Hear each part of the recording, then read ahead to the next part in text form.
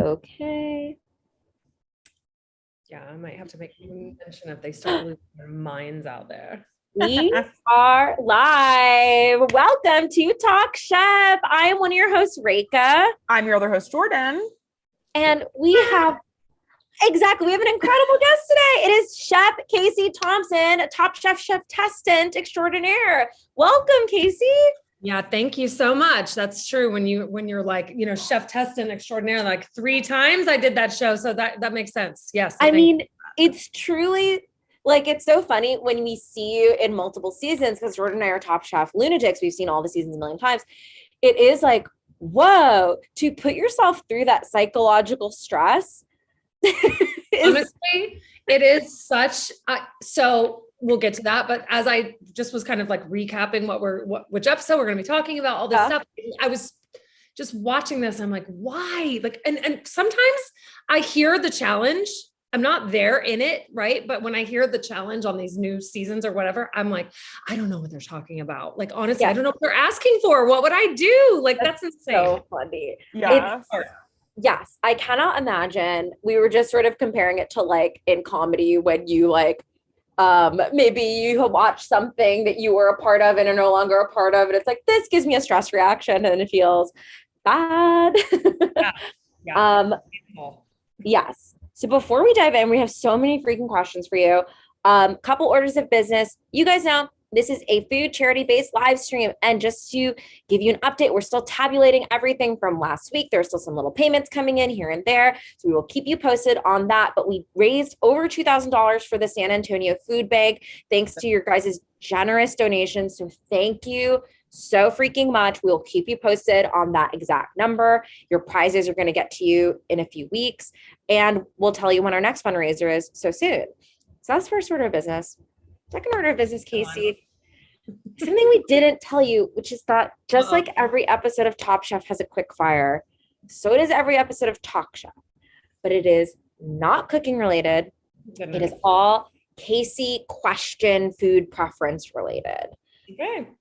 But I think it's the fastest Top Chef quick fire in history. It's 45 seconds long. Great. Level is up already. Perfect. We were talking about you being stressed. Well, we wanted to make you stressed. So just in case you need incentive on completing this 10-question, 45-second quick fire, we've got some big prizes at stake. Huge. Firstly, have a deed to the Terlato wine vineyard. So we have to know, have you had Terlato wine? Yeah, because they literally would like give it to us and that's what we would drink. Okay. So what I'll say is we've heard from a lot of people. Well, first of all, Terlato wine is very hard to purchase. They don't have it many places, which is shocking because they push it so hard on Top Chef. But we have heard from certain chef testeds who will not be named right now that Terlato wine is maybe allegedly not the best alleged wine to allegedly drink in the world on planet Earth. That's what we've heard.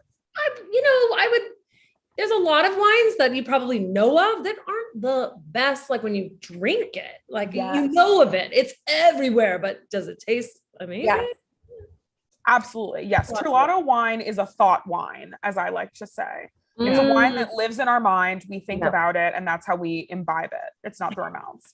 Yes. Right. I thought you meant like that, that harlot over there. Beautiful. So that is one of your prizes that you can win, a deed to this sort of mystery wine vineyard that none of us seem to be able to access, but seems to be kind of a regular staple of the Top Chef kitchen. Yes. It is the quick fire. The quick fire. You could also win your own personal suite of broken GE appliances, just like you see on the show.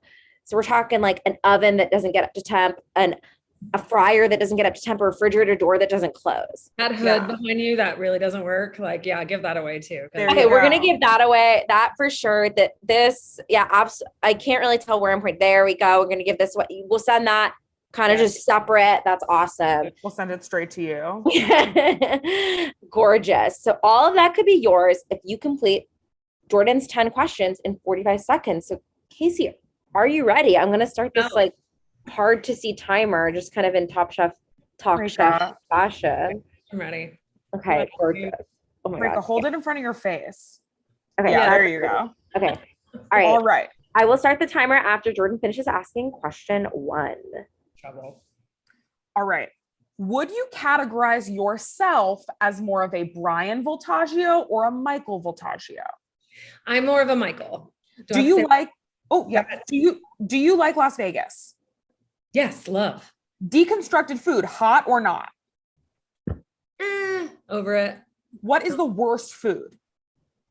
Oh God, anything that's not a chip. I don't know. Would you go to would you go on Top Chef again as a contestant?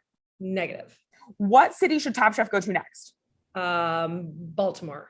Who is your Top Chef BFF? Brooke Williamson. What word comes to your mind when I say Toby Young? Wild. Devil or angel? Devil. How great are Jordan and Reka? Who? You did it! There's no right answer for the last one. That is such a funny. It's a perfect answer. It's a perfect answer. That honestly is the exact level. No, Jordan and I absolutely need that. Is that level of humbling? We need to be humbled. We need to be humbled. That was that. No, I'm burning. No, that truly makes me smile so much. I literally love that. Funny. That was incredible. And you did complete it, so you're gonna get all that garbage delivered to your house. Oh wow, thank you. See how that goes? There you go. And I'll also say this is huge for you because we've had a lot of former chef testants on Talk Chef, and almost none of them finish the Talk Chef quickfire. Well, I'm sweating. But honestly, like these are all so funny. Like I don't even know. Like chips, like what? Okay, whatever. I'm hungry. No, that's a beautiful answer. A food that isn't a chip, we love. Yeah. Gorgeous. Yeah, so let's dive into this episode. So we're coming in hard back. We were talking a little bit about how much better seasons of Top Chef get the season as the seasons go on. And season 6 has always been one of my least favorites. And partly it is because of the weird, like Robin versus the rest of the house dynamic. It feels a little like bullying. I don't like watching it. It feels mean. And I feel bad for her. Like someone could be annoying, but like some of the stuff they say is just really out of line to me. Yes. And feels it's also funny because they all seem very anti-cancer, but not in the way you typically would be anti-cancer. Yeah, like I would say I'm anti-cancer because I think it's bad. They're sort of anti-cancer because they're like, well, it lets you win quick fires. And I'm like, Sure. Yeah, I know. I see what you're saying. And that was really, and I'm friends with a lot of those people. So actually that was like just rehashing that. I was going, wait a minute, you said that. Like that was just, I know you're trying to be funny, but there's a lot of that. It's like that, just kind of like a lot of testosterone in that kind of activity there. And I'm just like, I don't know what y'all are doing. It's not nice. And I'm so glad you said too, like as I fully would buy everyone is different now. Like I would hope in whatever 15 years you change. I hope I do.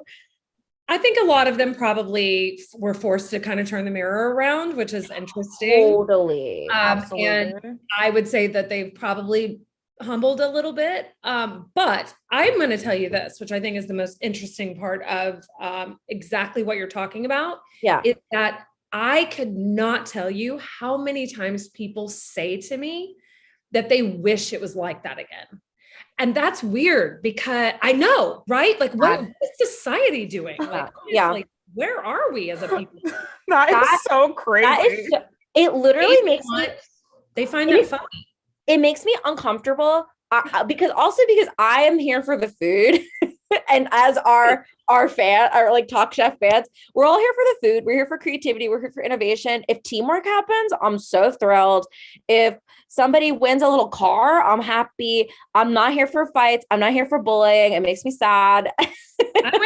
I'm with you. And honestly, when people say that, it like they'll say this season was lame or whatever, and I'm like, well, why? And I'm like, is the cooking not like, maybe I haven't seen it or whatever. Yeah. Cooking not there or what's going on? And they're like, there's just nobody's funny. I'm like, oh, so you're watching it for the funny. You're watching it for those one-liners. And listen, I don't want to be rude, but as a comedian, I do feel comfortable saying that I don't know if anyone on the show has ever been more funny than they were focused on cooking. Maybe that's a polite way to say it. Like, people have their funny moments. Like, I mean, I still laugh when I think about Isaac Toups saying he wants to freeze dry a banana and shove it up his ass. Like, really incredible. Good stuff. Incredible comedic timing in that moment. Like, you know, credit where credit's due. But I'm like, if you're watching Top Chef for the comedy, you need to go to the hospital. Yeah, you need to the hospital, you need to go to therapy. You gotta go somewhere. Especially if you're going for like that kind of comedy, which is not comedy, which is just insults and sort of weird, pithy Toby Youngisms. Like, I don't know. We got nothing to talk about here. Yeah, but honestly, like behind the camera, I mean, if any of you producers are watching, but honestly, behind the camera, they love that. They're like, which I'm positive. Like, that's why I'm like, I take it with a little bit of a grain of salt. Like, we've both worked in production. It's like, I know that there are sound bites and there are things that aren't sound bites. And the stuff that is a sound bite, which is like something rude about cancer, that's going to make it to the air. And when it did, I was like, oh man. I know, exactly. You're like, Eli, you're 25 and I bet you regret that. So we jump into our quick fire, which is to make a dish that represents the angel and the devil on your shoulders. So Casey, we usually run through all the dishes, no pressure, but we'll usually give like a thumbs up, thumbs down if we think it sounds good or not. We know you're buds with some of these people, so you can abstain from all of it. We just love to be like, I think that scallop dish sounds boring, or I think it sounds awesome. It's funny to think that Casey would be friends with one of these chefs, and then they would be like, "Hey, I watched that charity live stream YouTube show, and I heard you say that my watermelon salsa seemed a little bit, you know, derivative or whatever." Yeah. Would say it to my face too. So incredible. Okay. So Michael Voltaggio, for his angel dish, makes rillettes of salmon, and for his devil dish, makes a confit of salmon and ice cream. I'm certainly interested to try it. I'm intrigued. Yeah. What's the ice cream? I don't remember the flavor. Like, why? I'm blanking on the ice cream. So due to my horrible picture, you can probably see that it's white. So I guess maybe this is a creative opportunity to ask, if you had to pair salmon with an ice cream, what flavor might you do? I would probably go with something sorbet, like citrus. Yeah, I was going to say lemon. Unless it's like sour cream ice cream and you like leave out the sugar or something. Would an olive oil ice cream, like a savory olive oil? I should actually confess, I'm a vegetarian and I've never eaten fish really, except for one time when I was sort of tricked. So I don't know what goes with salmon. I would stick with icy, like granita. I don't know how you're going to get that to the table, but like sorbet of lemon sorbet or lime sorbet or blood orange, or I guess that melts weird, but I'm just saying the ice cream part, that custardy, creamy, because where's the sugar? Is there no sugar in it? Even olive oil ice cream has sugar. Like, that's true. Out or not. Damn. Is that a solid thing that he cracked and it didn't crack and it didn't? That was in his deconstruction actually, which I was surprised they didn't really harp on at Judge's Table. He made like a Caesar salad. I'm confusing two dishes. Oh, that's absolutely fine. He still did make ice cream you can see he made 2 dishes with white lumps on it today. So, wow. So he's a double lump guy. Okay. So then Kevin, for his angel, made halibut and seasonal vegetables, which isn't entirely descriptive. And then for his devil, made deviled egg puree with bacon. I'm going to just give it a thumbs down. I'm already like, you lost me somewhere. I think it's fine. I think these descriptions are maybe not ideal. That's the biggest thing that I feel like we've noticed between later seasons and earlier seasons is used to like the bottom third in the description would be like, John made salmon with lemon on it. And then now it's like, oh, John made salmon skin with a lemon fricassee. You know what I mean? It's like so much more detailed. Back, what did it say? Yes. It is funny, the sort of evolution of like, oh, this food looks like hotel food, and the description is sort of like a hotel dish, like fish with vegetables. You're like, what is this? And then, really, that's how my menus read right now. It's too many too many ingredients. And they all say, we all know you're going to put too many ingredients. And you know what it's done though? I've realized, because we have a restaurant where you walk in and there's a menu board. It's farm to table, but you order off of this. If you go outside, doesn't matter. And I realized it's slowing up the line because they're reading it and they're like, wait, salmon. What's that? What's that? Crunch? What is all this stuff? And I'm listing 8 ingredients and I'm creating trouble for us. So that's an evolution of the culinary world. That's just kind of like, we're telling you everything, even though it's like trickily sort of described for you, like what's quinoa crunch, you know, like we don't tell you what's in it, but you see what I'm saying? Yes, absolutely. I literally love that intel, because I think sometimes on the show there'll be like a menu planning challenge. It's like, who has the most good sounding menu, even aside from the food or whatever. But I haven't thought about the aspect of like time management. If I have had menus where I'm like, oh, they're using a fancy French word 3 different times in this one food description. So now I have to ask what each of these things is. I don't like that. And that slows down things so much. It totally does. And I think there was a time when it was salmon with lemon, or, you know what I'm saying? And then now you kind of want to tell them each ingredient, though cryptic, we're still giving you what's in it. We're just not telling you like everything. Yes. Okay. I think that's nice though. I think that's kind of fun too, because I also think sometimes people can get really, not to say that people like should have to eat stuff they don't want to eat, but I think sometimes people can get really nitpicky with like, well, like, I don't really like almond or I can't imagine almond with salmon. And I think there is something nice about being just like, oh, but maybe this person will do something with salmon and almond that'll like surprise you, that, you know what I mean? Outside of like a food allergy, like, yes. Totally. Because Jordan and I had incredible potatoes at Major Domo. Can you sponsor us, guys? The other day. And I didn't know it had almonds in this like kind of crunchy like topping it had on it. It didn't, I don't remember it listing it, but we asked what was in it because it was so good. And it was like parsley, some sort of oil, chili, and almonds. And it was like, this tastes awesome. I think maybe if I had read potatoes with almonds, I'd be like, huh? But it tasted great. That sounds good. I mean, I think especially when you go to higher end restaurants, it's like, say you go through a tasting menu and then it doesn't matter what it is, but it'll say like turbo. And you're like, wait, are we talking like cars or fish or like, and then underneath it's like the description of what you're gonna get, but it says carrot and you're like, well, what? And then when it gets foam and you're like, yes. When it doesn't like list the thing in it, as a vegetarian, again, confusing. If I don't know what turbo is and I go, oh, carrots and lemon and this and that. And then it's like, oh, that's a fucking fish. Okay. Skip. Okay. Ron, for his angel dish, he made Chilean sea bass with a corn hash. For the devil, he made Chilean sea bass with yuca. Now, these don't seem quite different enough. I feel like, honestly, a lot of these, the distinction between the two was like fatty and healthy or like whatever. And I wish there had been maybe a little more diversity with that. Yeah.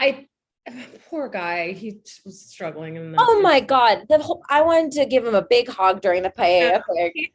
And then, I've been in the house, like later, we'll get to that. But when they were like, here's what you should do. And you're just listening to them. You're like, oh my God, stop telling me to quit. Like I already had a plan and now you're totally messing me up. Yes. I felt like that was kind of him in this show. He was just like getting a little overwhelmed. Deer in the headlights a little bit, which is a bummer. Yeah. I also think I think it felt too a little bit like, I'm like, have a producer like make sure he knows what's up for 1 second before. Do you know what I mean? Like, I'm like, just to be fair, I feel like he was the only person on this season because he's native French speaker, right? Yeah, I think he's native French. I think he's from, if I'm not mistaken, Haiti. Yeah, so he speaks like Haitian French. Yeah. So that's like, and obviously he speaks English perfectly, but when you're in a new situation, and so many things are being thrown at you, I think him being the only person who English is not his first language, to not have someone just check in if he seems confused and be like, hey, just to double check, like that you fully got all of that. Yes. Which I'm sure even the native English speakers could probably use. Absolutely. Like if Mike Isabella gets to ask what eggs Florentine is to a bunch of, you know what I mean?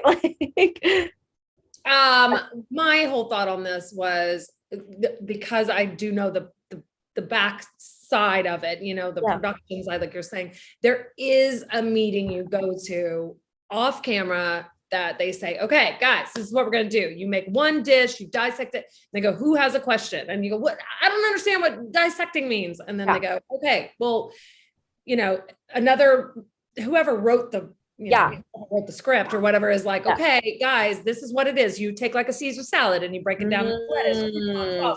Does everybody? Okay, that's really good to know. Wow, that is good to know.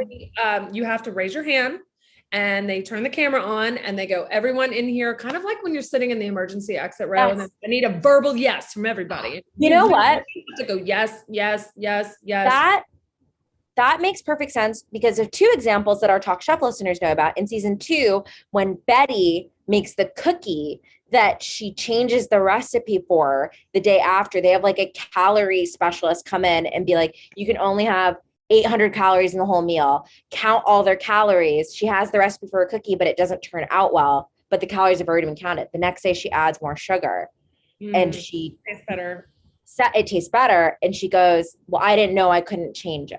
And it's like, okay. And then in season 5, Andrew does the same thing when they're supposed to make like a healthy meal for a bunch of cops. And he doesn't have a grain in his sushi. And they're supposed to incorporate like a grain, a vegetable, a fruit, and whatever. And he doesn't have a grain. He uses like pine nuts or something. Yeah, something wild. Really watching you from every angle, you know, like they want to catch you and they want to like the missing pea puree and all this is like, I'm busy over here. I don't see what anybody's, I wouldn't know if somebody stole, you know, my knife. Okay, so can we ask? The answer might be no, we can't ask this, but do you think the pea puree was genuinely stolen? Do you think it actually accidentally got thrown away? Do you think the producers messed with it to like spice things up? No, because here's the catcher. Everything is so contractually bound, like because there's money involved, because there's a prize or whatever. They don't want to get sued, right? So they don't want somebody to come out and say, I saw a producer touching my pea puree. Like it would never happen. We just okay. Now I would find it very interesting for somebody to use somebody else's something. First of all, it's just kind of weird. And like, I wouldn't be like, ooh, Brooke's over there making a pea puree. I'm going to sneak over there and steal it. Like that I don't see that happening. Honestly, I think it makes more sense that it got spilt and then you try to blame it on somebody. And then, but maybe the camera didn't catch you and you're just like, somebody stole it. Yeah. But maybe you spilt it on the floor. Maybe you threw it in the trash, or maybe you threw it out and then you thought, oh my God, I needed that or whatever. And they didn't catch you on camera, like Vegas style. You know what I'm saying? The casino. Yes. Yeah. Maybe they didn't catch you and you tried to, I could see that that's plausible. Yeah. Okay. That's okay. Listen, we know this might be a cold case for Top Chef, but it's a very open case for Talk Chef. We're really trying to investigate this. I could see somebody stealing somebody's, because they've gotten a lot more like you go to the store, you buy it, and if you don't buy it, you don't have it. Yeah. And then you're like, I don't have flour for my fried fish, you know, or whatever. And you didn't buy anything to dredge. I could see somebody stealing something from somebody in that instance. Like an ingredient. Pea puree. Does that make sense? Like a whole prepared item. Tom kind of makes an argument in the show that I do agree with. Is like, if that happened, we probably would have seen it. Like Bravo would have loved to jump on that. Absolutely. That's my point. Yeah. And I don't recall him saying that, but now that makes more sense to me. It just seems weird to be like, I'm going to run up there to steal that person's rice or like, why? Yeah, that makes sense. Beautiful. Okay. So then we get Ashley's dish, which her angel dish is a scallop crudo. Devil is seared scallop puttanesca. Sure. Whatever. Yeah. Lots of scallops in this challenge. Eli, for his angel dish, makes scallop with radish top pesto. Devil dish is scallop with brown butter risotto. Now, I do think Eli is a weenie in this episode, but that sounds nice to me. But it's still a little boring, but it sounds good. You know, I love Eli. I mean, honestly, he's just good. Different bird. But I love different birds, you know, like I get them. I just feel like sometimes like he'll make a dish. We could be at an event or whatever. He'll be making a dish. I'm like, what are you doing? And then he's like, oh, I'm just going to do like this simple, like cured fish with some nasturtium leaf and a flour. And I'm like, okay, like I'm over here working my ass off, and this guy's like walking around, like getting a drink. Like, I'm just like, what in the hell?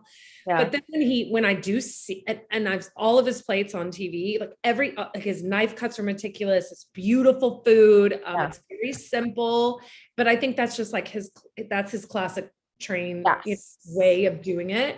Yeah. You never catch him walking out with like a funky sauce rolling around the plate, or like there's never that.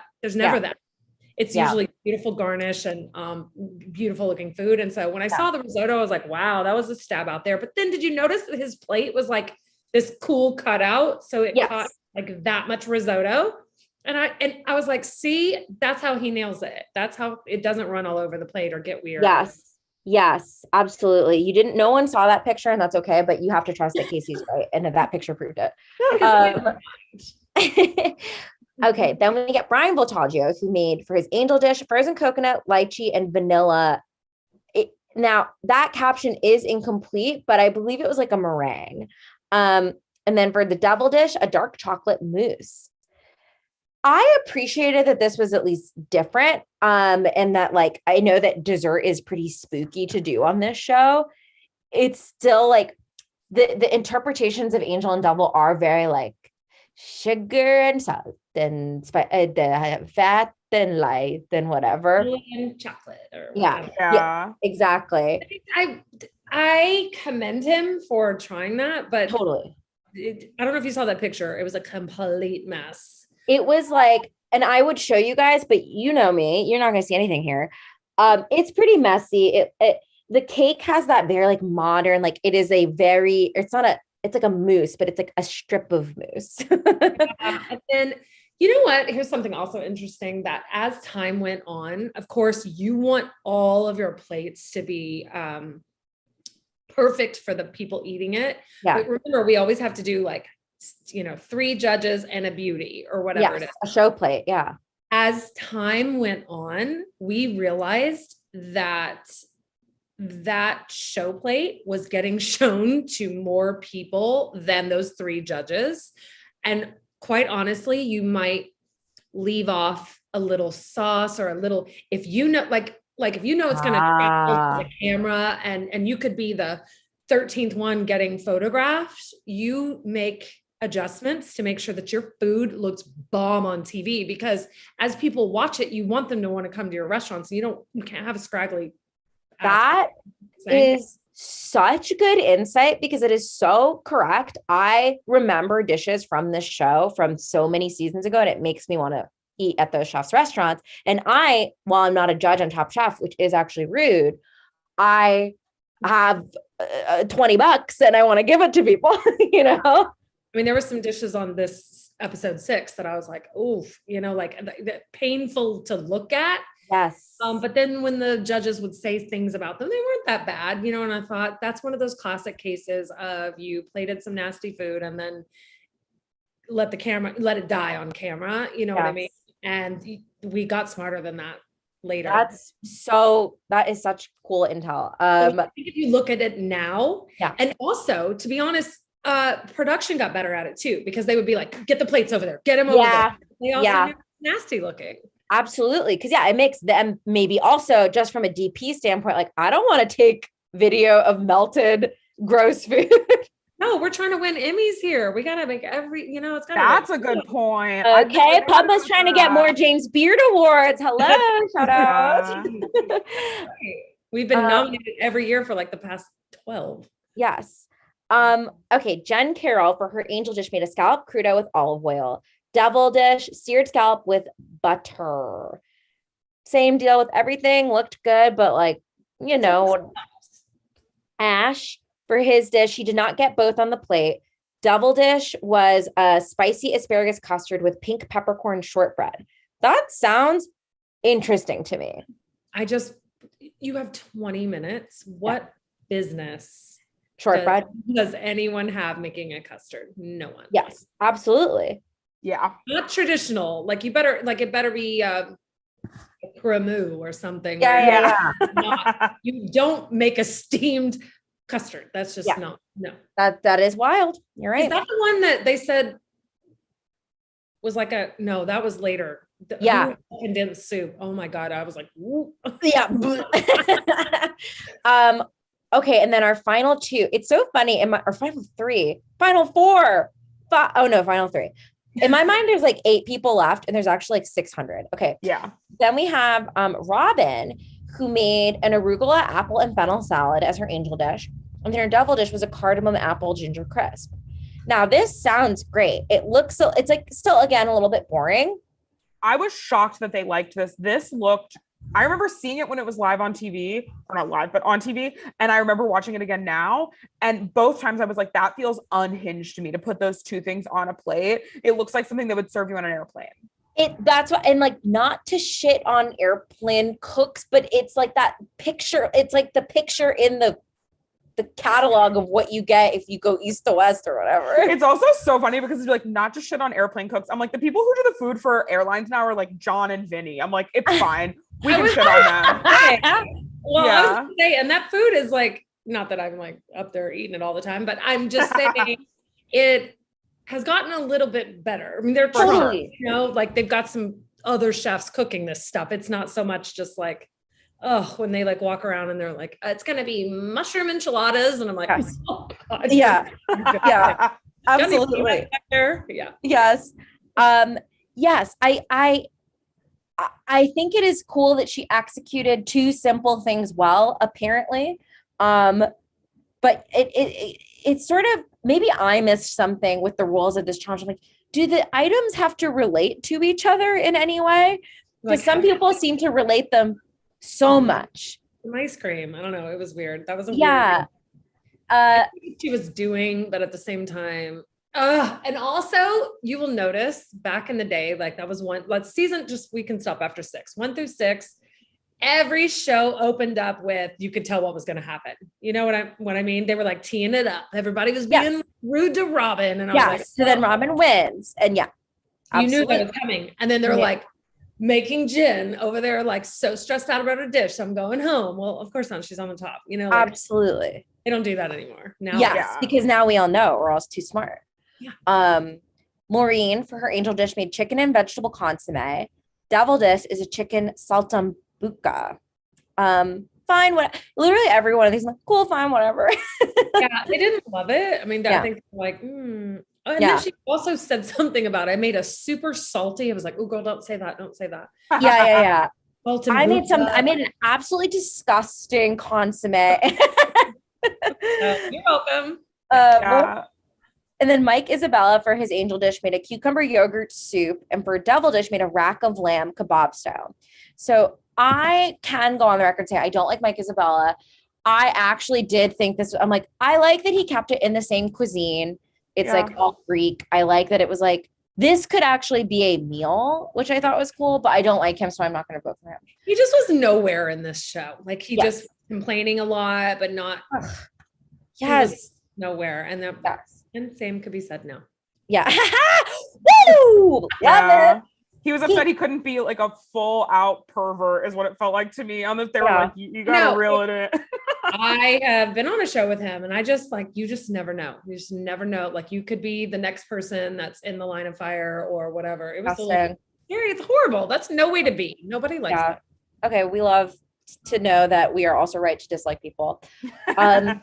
Okay, our elimination challenge. Penn and Teller are here, and that is nice because it's Vegas. Unbelievably charming. They're so charming. It's unhinged to me that 2, I think, straight men can be this charming. Yes. It's unbelievable. I think they should have everything they want in life. Go ahead.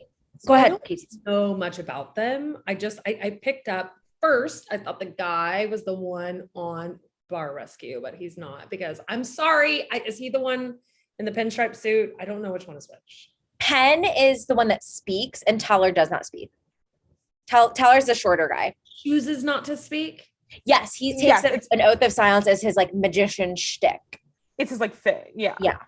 Okay. You can tell how much I know about magic here. Like you're totally fine.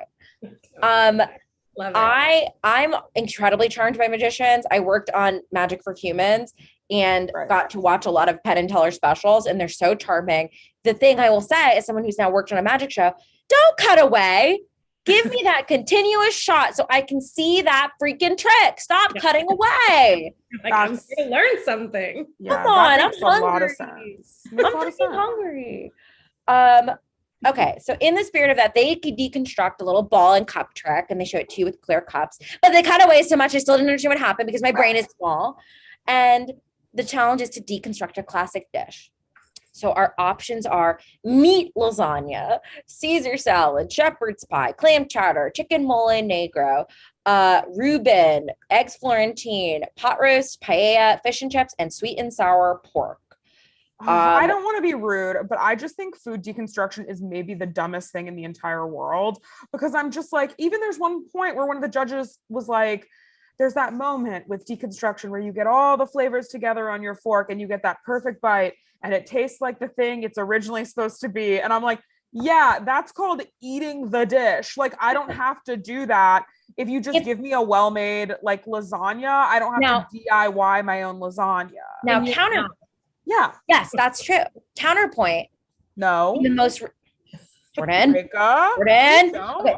In the most recent season, Sarah did a deconstructed pastrami on rye pasta that sounds crazy as that comes out of my mouth, but was the thing that I think sets that apart is it's like, let me reinterpret a classic sandwich as a pasta rather than let me break it down into sort of a bunch of nonsense.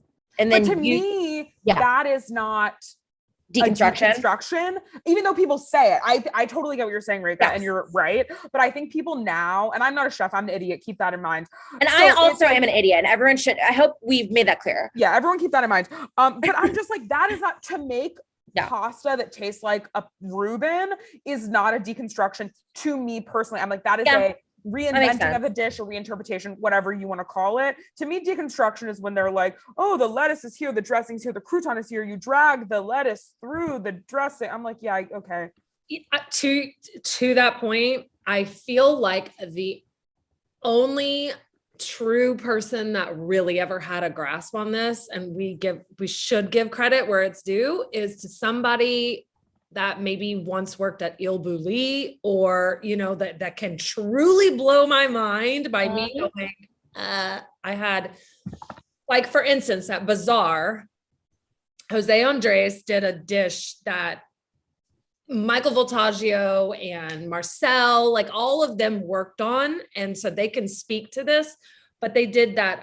So he used spherification to take tomato water from good tomatoes, you know, that had been like turned into water. And then created like this mozzarella skin. And then he filled the middle of the mozzarella skin with this tomato water. And then I think somehow like skewered an olive or a piece of basil or something like that. So when you like took the bite, it burst into tomato water, mozzarella. And that to me is like, that's not a tomato, that's not mozzarella, and that's not basil, whatever he did to put it back together.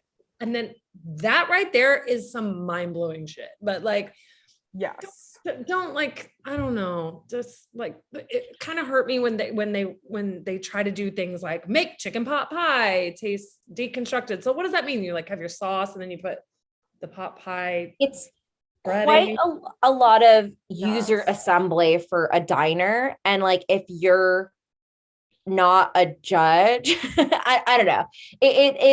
I agree. I think it's very goofy. And I think, it was sorry, trend too. Yeah, I think it ends up being a lot of like, oh, the thing is like a deconstructed dumpling, let's say, or like gyoza. So instead of making like a gyoza, I'm gonna make a piece of pork with a sauce. And then I'm like, to me, that also doesn't feel deconstructed. It just feels like a less kind of like interesting, less technical version with similar flavors. Right. Like I'm not fully getting sweet and sour pork because it's not. Yeah. You know, what might be a better version of this challenge is just like, what is your spin on a classic dish? Because I feel like you can go a bunch of different ways. And I feel like that's kind of what Ashley ended up doing, jumping a little bit ahead. But Ashley was like, I don't like the texture of pot roast. I love the taste.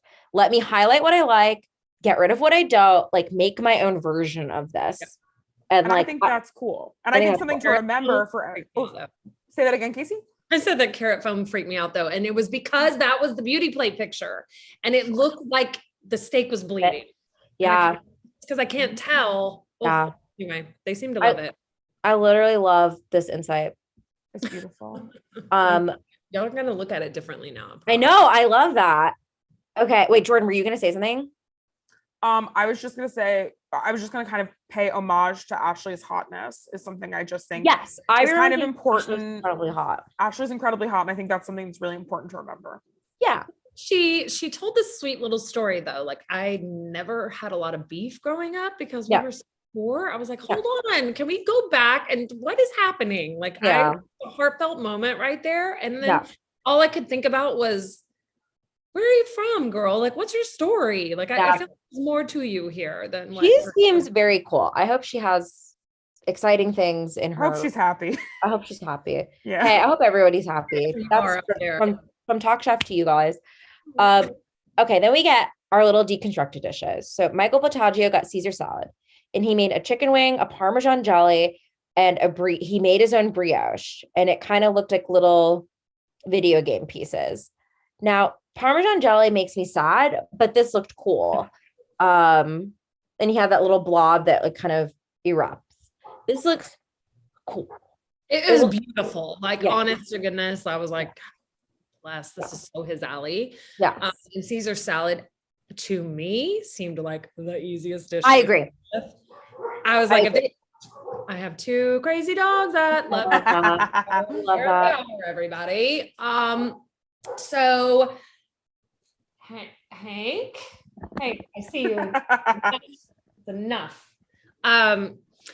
Caesar salad, perfect. If I would have gotten, say, I mean, honestly, pot roast probably would have made me cry a little bit, but I felt like he was going to nail this from the very get-go. I was like, oh man, they're teeing it up so hard. And then I agree that did seem the easiest, and maybe I'm wrong for this assessment, but because if you order a Caesar salad, I can see all the components in there, as opposed to like something that's like more of a like, this has a classic sauce and like all these things that go with it and through it. I don't know. Like a salad. Didn't take the easy way out. Yes, he did not. No, chicken wings and making bread. I mean, that guy never did rest. You know? Yeah, absolutely. Yeah, and I do think something like pot roast is so hard because it's like the pot roast is the thing is the meat. Do you know what I mean? It would be like deconstruct tilapia. Yeah, it's like, huh? Yeah, totally. Was this the challenge where the thing blew up? Yes, Eli's pressure cooker blew up, and it was like a 5-second cutaway. I'm like, that sounds scary. Did you see all the tape? Yes, so much tape. And Brian, like, and it was painter's tape too. It wasn't even good tape. Mike Isabella got eggs Florentine, so he made a braised kale roll, egg emulsion, and crispy phyllo. Sure, whatever. A braised kale roll sounds a little disgusting to me, but sure. I think on the plate, the colors, like as far as the beauty plate, like you couldn't tell really what was happening, but it did sound kind of cool. He made like a wrap thing, and no one will be able to see this. No, like, so what was in there's a giant egg yolk. Oh my God, absolutely. Someone has to kill me. No, this is the charm of the show. So there's a giant egg yolk on here. We have two kind of the green thing. In the green thing, it doesn't say. It's just like a rolled up kale right here. But I would guess, actually, I don't know, because there's egg emulsion around it and then the phyllo on top. So I don't know what's in that kale roll. Where's the Oh, just the egg emulsion. There's no egg. Like it doesn't. Yeah. They said that he was missing like an egg white component. That's what they said. Also an interesting dish. Yes. Kind of like eggs Benedict, but with spinach. I mean, yes. It's fine. Yes. Then we get Brian Voltaggio, who got a Rubens. He made tuna, warm mayo, Thousand Island flavors, rye, and Gruyere cheese. Yeah, I was feeling it. I do think it's rude. Little knife work. It was nice. Yeah, I do think it's rude to say warm mayo. I think so. I didn't want to say anything because I don't eat mayo really. That sounded disgusting to me. I think just say mayo. Like warm mayo makes me think it's like split or like coagulated or something. That sat poorly with me. Oh Lordy. And again, do you mix it? It kind of looked like there was like it was kind of like a steak tartare, but there was no steak to mix in. Exactly. It was a little, some of this I would be like, I hate to ask, how do I eat this? Like he took deconstructed way too far. He's like, here's your onion and here's your pickle. Yes, the onion is on the ceiling. Lorene made fish and chips. So she has halibut, zucchini relish, tomato confit, and parsley chips. Yeah, I don't know. The halibut, what they say, it was dry. I'm gonna grab this dog. They said it was dry, yeah. Dry halibut and some like I know these chips. I know what she was trying to do. Yes, and she was going for it. Like I get it. There's a restaurant in San Francisco here that does fish and chips, and they literally weave a piece of fish through the chip. Wow! So like you pick it up, and there's like a beautiful fish in there. Wow, that's nice. But anyway. Like a smelt or something, you know what I'm saying? Yeah. Really cool. So I see what she was trying to do. It fell apart, and that is the worst feeling.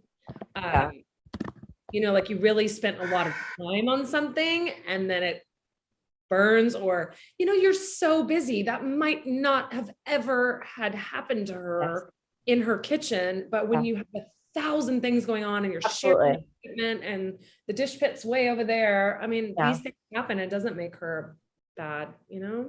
Totally. Absolutely. Then we got Ash. This is a bummer. He got shepherd's pie, lamb chops, leeks, glazed carrots, pea puree, and a Madeira jus. It sucks that he couldn't get his like potato component and potato parsnip puree to the plate. Because that's such a big deal for shepherd's pie. It still looks tasty. This to me also seems like shepherd's pie is like layers of stuff. So maybe it's okay to deconstruct. I don't know. This one I definitely had a problem with. I mean, I thought for sure he was done. I was like, what? I don't even know what I'm looking at. Like, this is little chops. It looks actually like kind of a Christmas morning, like stack of presents. It's a lot of stuff. You can't see it because my phone won't show you, but yeah. I love your attempts though to just thanks. Listen, that's the charm of this show. That's why people come on Talk Chef. Jen Carroll had meat lasagna and she's losing her mind while doing it. So it's steak, mascarpone bechamel, tomato sauce, and a Parmesan crisp. That sounds great to me. That sounds great. Yeah. She made some noodles and the sauce sounded good. And then the beef, I couldn't tell what was happening there, but that's again, you can't tell, but it was a little like, was it sliced or? It was, it's like, I would say as someone who hasn't eaten beef in 20 years, it's a beef chunk, long chunk. Okay. Soft beef, and then you lay a noodle on. Yeah. Big long chunk of beef with a noodle on top. Then we get poor Ron's dish, seafood paella. He couldn't get the bottom to crisp, but it's paella with a lemon and herb oil, chayote, and peas. It sounds tasty, but probably not a deconstruction. So what do you call it? Chocho? What's chocho? Yeah, he said chow chow on top. Chow. But chow, actually, maybe I misheard because chow chow is something different. So I assume, but now that I see it's a chayote. Chayote? Yeah, like a chayote squash. In the paella? Yeah, I think so. Huh. Say no more. Yeah. I'm like, wait, I heard him say that. And I thought he was calling chorizo chocho, but I was like, oh, that's just, I don't know. And then he's just being cute. Yeah, is he being cute? Drop it in the comments if you think he's being cute. Yeah. This is a classic case of the guy was like, I know how to make. Also, really annoying that the what's his name kept calling it Paella or what? Oh my god! Oh, Toby Young is the most annoying person in the entire world. That actually science has confirmed. So when he's like Paella, well, you don't say. What did he say? You don't say Mexico. He said you don't say Mexico. I'm like, sir, you should sit down. Shut. Like. As a comedian, it is offensive. He thinks he's funny. I'm like, you are not funny. I love that Michelle Bernstein was like, excuse me, I'm Latina. And hey, dumbass. Absolutely. I was like, that is so off. Classic case of him knowing how to make paella. Like probably, honestly, he probably had his own little groove going.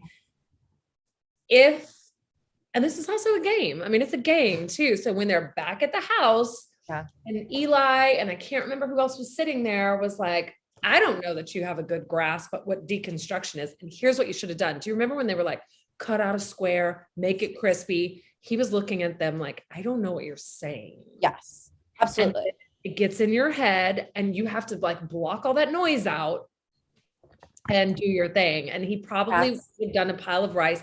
What did they say? If I had gotten a paella that wasn't, because he sat there and tried to get that rice crispy. I know. If we had had a paella that just tasted good, I would have been more happy than what I got. Yes, exactly. Yeah. And we're getting confirmation. Sorry, we're getting confirmation in the chat that chayote is called chow chow in Jamaica and probably in Haiti. Oh, good. Never seen it in paella. Okay. Yeah. What are you going to say, Jordan? I was just wondering, do you think when people are giving you suggestions like that, Casey, they are trying to actually help you or be helpful? Or do you think there are people who are intentionally trying to like mess you up via like strategic Survivor-esque gameplay? 1,000%. It depends on who it is. Sure. But I have definitely gone to people in the group that I trust and know, like, say Brooke and I had some time in the house or something, and I would go, what do you think I should do with blah, blah, blah? And then she would tell me, or she would say, I'm having a hard time with this. I don't know what to do about that tomorrow. We'll talk about it. But then I definitely think there are those that strategically try to knock other contestants out. And that's probably at the end of the day, that I'm speaking from a personal standpoint, but at the end of the day, I played more of a like, hey, we're just cooking and having fun, instead of really thinking about, shoot, I need to be knocking people out here. I need to think about how to just focus and do my own thing instead of like, what you doing over there? Or oh, that's interesting. I'm going to learn something. You know, it's like, we're here to play a game. And I remember when I went to the All-Star season, Richard Blaze barely spoke to anyone the whole time he was there.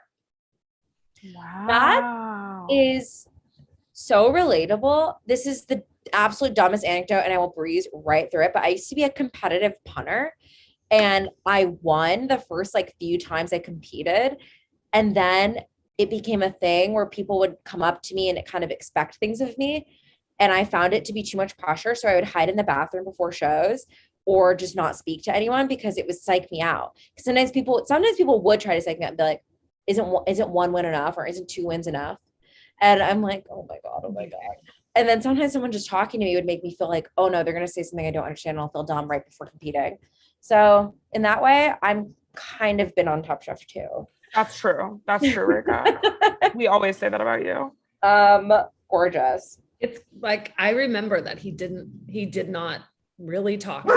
He didn't engage in a lot of his, he certainly didn't drink or anything like that.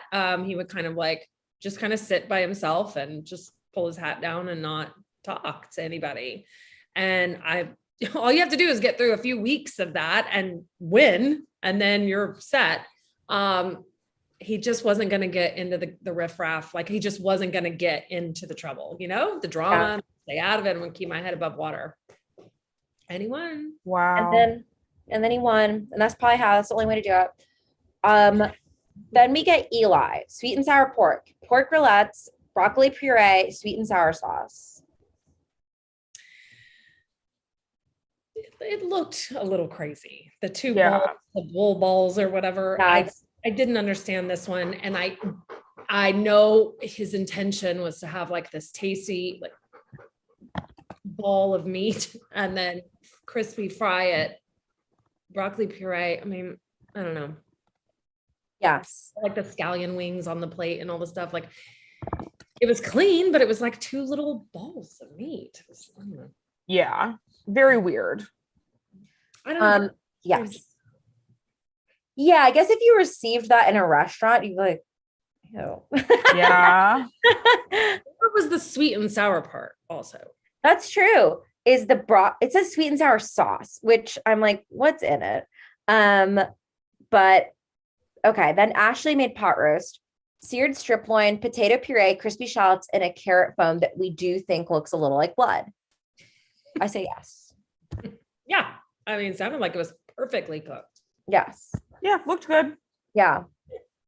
Then we get Kevin, chicken mole negro, chicken croquette, Mexican coffee fig jam, pumpkin seed romesco. This looked really good. And we kind of chatted last week about how mole itself is a dish in a lot of cities in Mexico and things, maybe even more than I'm thinking. And meat can be there. But mole in itself is a dish. And I think that's super interesting. And he did a great job. Yeah, he did a great job. And the flavors sounded really complex. I mean, Yeah. It's funny because I think now after they've been going through so many seasons, they want this complexity, like as far as flavors, Padma loves spice. There's certain things, like if you watch this show enough, you could probably do well if you have a little bit of cooking talent. Yeah. Just listening to what she's looking for. And a person that I think has really figured that out is Brooke Williamson. She's like, they want some sort of sour, they want some sort of sweet, definite texture.